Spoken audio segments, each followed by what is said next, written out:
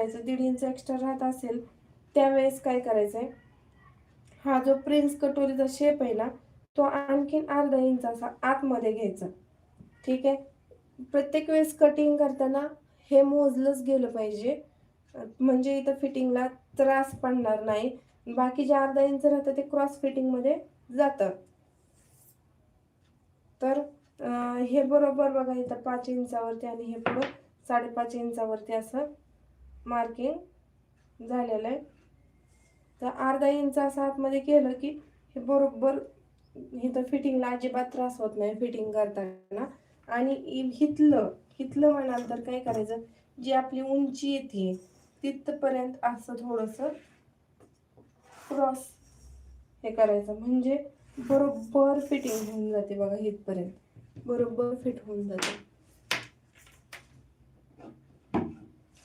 आणि